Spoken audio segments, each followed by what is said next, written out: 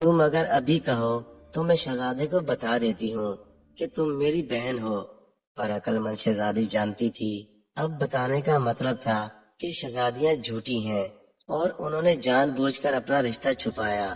شاید یہ دونوں بہنیں کسی سازش کے لیے محل میں آئی ہیں۔ یہ سوچتے ہوئے چھوٹی بہن نے سختی سے بڑی کو منع کر دیا کہ وہ کسی کو یہ نہیں بتائے گی۔ کچھ دنوں بعد جب ولادت کا وقت قریب آیا تو شہزادے کی پہلی بیوی نے دائی اور چھوٹی شہزادی کو بہت سے پیسے دیے کہ جیسے ہی بچہ پیدا ہو تم بچے کو اٹھا کر مار دینا اور اس جگہ بلی کا بچہ رکھ دینا۔ چھوٹی شہزادی نے کہا کہ یہ کام میں بہت آسانی سے کروں گی۔ چنانچہ جیسے ہی بچہ پیدا ہوا تو بڑی شہزادی کی بے ہوشی میں دائی نے بچہ چھوٹی شہزادی کو دیا کہ جا کر اس کو مار دو اور اس کی جگہ بلی کا بچہ رکھ دیا۔ چھوٹی شہزادی جلدی سے بچے کو کپڑے میں لپیٹ کر پچھلے دروازے سے گھر آئی اور بوڑھی اماں سے کہا، اماں یہ بچہ میری بہن کا بچہ ہے، اس کا کسی سے ذکر مت کرنا، اس کو بکری کا دودھ پلاؤ، میں شام کو آ کر اس کو سنبھالتی ہوں۔ بوڑھی اماں نے کوئی سوال نہیں کیا کیونکہ چھوٹی شہزادی جلدی میں تھی اور بچہ رکھ لیا۔ شہزادی جب محل میں واپس آئی تو وہاں عجیب صورتحال تھی۔ دائی نے سب کو بتایا کہ شہزادی نے انسان کے بجائے بلی کے بچے کو جنم دیا ہے۔ سب بہت افسردہ اور حیران تھے۔ شہزادی رو رہی تھی اور کہتی جا رہی تھی کہ یہ جھوٹ ہے، پر کوئی بھی اس سے بات نہیں کر رہا تھا۔ چھوٹی شہزادی نے ایک بار پھر بہن سے بولا کہ وہ میرے ساتھ چلے، محل والوں کو چھوڑ کر اپنی دنیا بساتے ہیں، پر وہ نہ مانی۔ کہنے لگی کہ وہ شہزادے سے بے پناہ محبت کرتی ہے، اس لیے وہ شہزادے کو چھوڑ کر کہیں نہیں جائے گی۔ چھوٹی شہزادی روتے ہوئے گھر آئی اور بوڑھی اماں کو سارا قصہ سنایا۔ اس پر اماں بولی کہ اس کو اس کے حال پہ چھوڑ دو، تم اور میں اس بچے کی اچھی سی پرورش کریں گے، جب وقت آیا تو خود ہی سب اچھا ہو جائے گا۔ وقت گزرنے لگا، اسی دوران بادشاہ کی طبیعت خراب ہوئی اور وہ صحت مند نہ ہو سکا اور اس کی وفات ہو گئی۔ اب شہزادے کو بادشاہ بنا دیا گیا۔ شہزادے کی ماں شوہر کی وفات کے بعد گوشہ نشین ہو گئی، اس لیے ساری مملکت کی ذمہ داری شہزادے جو کہ اب بادشاہ تھا اور اس کی دونوں ملکاؤں نے سنبھال لی۔ ایک بار پھر چھوٹی ملکہ امید سے ہوئی۔ اب کی بار بڑی ملکہ نے چھوٹی شہزادی کو بہت سا انعام دیا اور کہا کہ اب کی بار بچے کی پیدائش پر کتے کا بچہ رکھ دینا۔ اس پر عقل مند شہزادی کہنے لگی کہ ایسا نہ کریں، آپ کی بھی اولاد نہیں ہے، بادشاہ کو ولی عہد کی بھی ضرورت ہے۔ ملکہ بگڑ کر بولی کہ اگر کام نہیں کرنا تو چلی جاؤ، میں یہ کام کسی اور سے کروا لوں گی۔ اس پر چھوٹی شہزادی فوراً بولی، ارے نہیں نہیں ملکہ صاحبہ، میں تو مذاق کر رہی تھی۔ چھوٹی شہزادی نے ایک بار پھر چھوٹی ملکہ جو کہ اس کی بہن تھی اس کو سمجھایا کہ یہاں سے چلی چلو، پر چھوٹی ملکہ نے کہا کہ اب تو میں ملکہ بن گئی ہوں اور مجھے لگتا ہے تم مجھ سے جلنے لگی ہو۔ چھوٹی شہزادی اس کی کم عقلی پر ماتم کر کے رہ گئی۔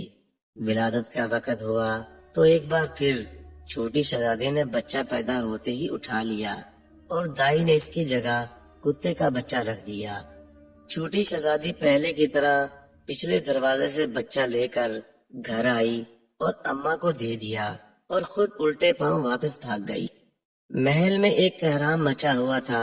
بڑی ملکہ نے کہا کہ مجھے تو یہ عورت لگتی ہی نہیں، پہلی بار اس نے بلی کا بچہ پیدا کیا، دوسری بار کتے کا، بس اب اس کو قید کیا جائے ورنہ اگلے سال نہ جانے یہ کیا پیدا کرے گی۔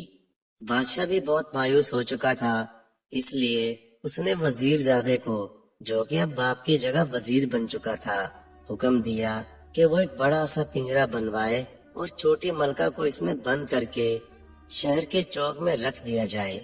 سارے لوگ آتے جاتے اس پر تھو تھو کریں گے۔ یہ سزا اس کو 3 دن دی جائے گی، اس کے بعد قید میں تاعمر ڈال دیا جائے گا۔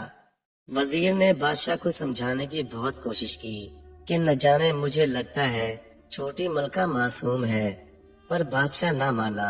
آخرکار ایک بڑے پنجرے میں شہزادی کو شہر کے چوک میں رکھ دیا گیا، جہاں ہر آنے جانے والے لوگ اس پر تھوکتے تھے۔ 3 دن بعد چھوٹی ملکہ کو قید میں ڈال دیا گیا۔ بڑی ملکہ نے جو چاہا تھا وہ اسے مل گیا تھا۔ بادشاہ کے ساتھ وہ بہت خوش تھی۔ کبھی کبھی بادشاہ کو چھوٹی ملکہ کی یاد تو آتی تھی، پر ساتھ ہی بلی اور کتے کے بچے یاد آتے تو وہ ملکہ سے نفرت کرنے لگتا۔ ادھر چھوٹی شہزادی نے ملکہ سے کہا کہ اب اس کی شادی ہے، اس لیے وہ محل کا کام چھوڑ کر جا رہی ہے۔ ملکہ کو کنیزوں کی کوئی کمی نہیں تھی۔ چھوٹی شہزادی، بوڑھی اماں اور دونوں شہزادوں کو لے کر جنگل میں واپس اپنی جھونپڑی میں آ گئے اور دونوں بچوں کی پرورش کرنے لگے۔ 5 سال بعد ایک دن بادشاہ اپنے وزیر کے ساتھ جنگل میں شکار کھیلنے آیا۔ بادشاہ اور وزیر اپنے گھوڑوں کو ندی کے کنارے پانی پلانے گئے۔ ابھی وہ پانی پلا ہی رہے تھے کہ کیا دیکھتے ہیں کہ وہاں 2 نہایت خوبصورت بچے لکڑی کے گھوڑے لیے آئے اور آتے ہی ندی کے کنارے ان کو پانی پلانے لگے اور ساتھ ہی گانا گا رہے تھے۔ کاٹھ کا گھوڑا لوہے کی لگام، چھو پانی پی لے اے میرے غلام۔ بادشاہ کو بڑی حیرانگی ہوئی۔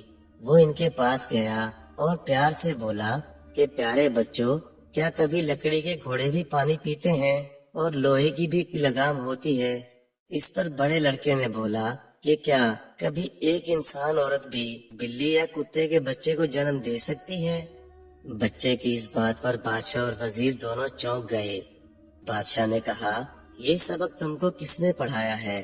اس پر بچے بولے کہ ہماری خالہ نے۔ بادشاہ نے بچوں سے کہا کہ تمہاری خالہ کہاں ہے؟ مجھے ابھی اس کے پاس لے چلو۔ بچے بادشاہ اور وزیر کو اسی جھونپڑی میں لے کر آئے جہاں کچھ عرصہ پہلے بادشاہ آیا تھا اور شہزادی کو اپنے ساتھ لے کر گیا تھا۔ بادشاہ یہاں اپنی پرانی کنیز کو دیکھ کر حیران ہو گیا اور پوچھا کہ اے لڑکی، یہ بچے کون ہیں اور یہ سارا کیا ماجرا ہے؟ چھوٹی شہزادی نے بادشاہ سے کہا کہ آپ کچھ سال پہلے یہاں سے جس لڑکی کو لے کر گئے تھے، میں اس کی بہن ہوں۔ مجھے پتا تھا کہ محلوں میں سازشیں ہوتی ہیں۔ اس پر بادشاہ نے کہا، تمہیں پہلے ہی سب کچھ کیسے پتا تھا؟ اس پر شہزادی بولی کہ ہم بھی کوئی عام ذات کے لوگ نہیں، بلکہ ہم دونوں بہنیں بھی شہزادیاں ہیں۔ ہمارا باپ بھی آپ کی طرح بادشاہ تھا۔ وہ ایک بار جنگل میں شکار کھیلنے آئے تھے اور راستہ بھول کر میرے نانا جو ایک لکڑہارے تھے ان کے پاس پناہ لینے آئے تھے۔ وہیں ان کو ہماری ماں پسند آ گئی اور بعد میں انہوں نے شادی کر لی۔ مگر محل میں نہ صرف ہماری ماں کے خلاف سازش ہوئی بلکہ ہمارا باپ بادشاہ بھی اس کا شکار ہو گیا اور سازشوں نے کیسے ہمارے ماں باپ کو مار ڈالا۔ ہم دونوں بہنوں کو ہمارے ماں باپ کی ایک وفادار کنیز وہاں سے راتوں رات لے کر اس جنگل میں آئی، ورنہ ہم بھی زندہ نہ بچتے۔ اس لیے میں نے بہن کو منع کیا کہ وہ ہمارا رشتہ کسی سے بیان نہ کرے۔ اگر محل میں سب ٹھیک ہوتا تو کچھ عرصے بعد میں سامنے آ جاتی، مگر محل میں پہنچتے ہی مجھے علم ہو گیا کہ بہت جلدی بڑی شہزادی کے خلاف سازش ہوگی، کیونکہ آپ کی ملکہ نے اتفاق سے مجھ سے ہی یہ سارا کام کروانا تھا۔ وہ نہیں جانتی تھی کہ وہ جس کے ساتھ مل کر جس کے خلاف سازش کرنے لگی ہے وہ دونوں آپس میں بہنیں ہیں۔ تب پھر چھوٹی شہزادی نے شروع سے لے کر محل چھوڑنے اور بڑی ملکہ کی سزا تک کا سارا قصہ رو رو کر سنایا اور بتایا کہ یہ دونوں بچے کوئی اور نہیں، آپ کے ولی عہد ہیں۔ بادشاہ نے دونوں بچوں کو گلے سے لگا لیا۔ بادشاہ اور وزیر بھی شہزادی کی کہانی سنتے ہوئے رونے لگ گئے۔ جب شہزادی ساری کہانی سنا چکی تو بادشاہ غصے سے کھڑا ہو گیا کہ وہ ملکہ کو نہیں چھوڑے گا، اس کا سر قلم کر دے گا۔ مگر شہزادی نے روک لیا اور کہا، وہ چھوٹی ملکہ کی مجرم ہے، پہلے تو آپ اسے باعزت رہا کریں، اس کے بعد چھوٹی ملکہ کو اختیار دیں کہ وہ اس کے لیے سزا تجویز کرے۔ بادشاہ کو عقل مند شہزادی کی تجویز بہت پسند آئی۔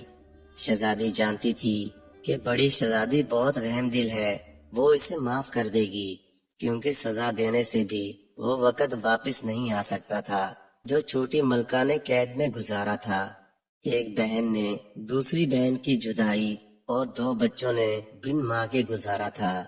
بادشاہ نے دونوں شہزادوں کو اپنے گھوڑوں پر بٹھایا اور وزیر جو کافی دیر سے عقل مند شہزادی کو چپکے چپکے دیکھ رہا تھا اور اس کی یہ حرکت بادشاہ سے پوشیدہ نہیں رہی تھی، اس نے مسکراتے ہوئے حکم دیا کہ وہ شہزادی کو اپنے گھوڑے پر بٹھا لے۔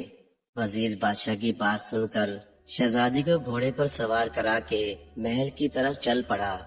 واپس آ کر بادشاہ نے بڑی ملکہ کو بیڑیاں پہنائی اور خود جا کر قید خانے میں چھوٹی ملکہ کے سامنے ہاتھ جوڑ کر رونے لگا اور کہا، اے ملکہ، مجھے سارے واقعے کا علم ہو چکا ہے، میں تمہیں آزاد کرنے آیا ہوں۔ ملکہ کو باعزت رہا کروا کر بڑی ملکہ کو اس کے سامنے پیش کیا اور وزیر نے سارا قصہ سب کے سامنے چھوٹی ملکہ کو سنایا۔ چھوٹی ملکہ بہن کو گلے لگائے قصہ سنتی رہی۔ جب اسے یہ پتا چلا یہ دونوں بچے اس کے اپنے بچے ہیں تو رو رو کر اس کی ہچکیاں بند گئیں۔ وہ بچوں اور بہن کو گلے لگائے روتی رہی۔ آخر بادشاہ نے کہا کہ آج اس کو اختیار ہے وہ بڑی ملکہ کو سزا دے، مگر چھوٹی ملکہ نے یہ کہہ کر اسے معاف کر دیا کہ گیا ہوا وقت واپس نہیں آ سکتا۔ دوسرا، یہ سب میری قسمت میں لکھا تھا جو ضرور ہونا تھا، اس لیے میں اسے کوئی سزا نہیں دوں گی۔ جب بڑی ملکہ جو ڈر کے مارے تھر تھر کانپ رہی تھی اس نے یہ سنا تو وہ بھی روتے ہوئے چھوٹی ملکہ کے گلے لگ گئی اور کہنے لگی کہ تم نے مجھے معاف کر کے مجھ پر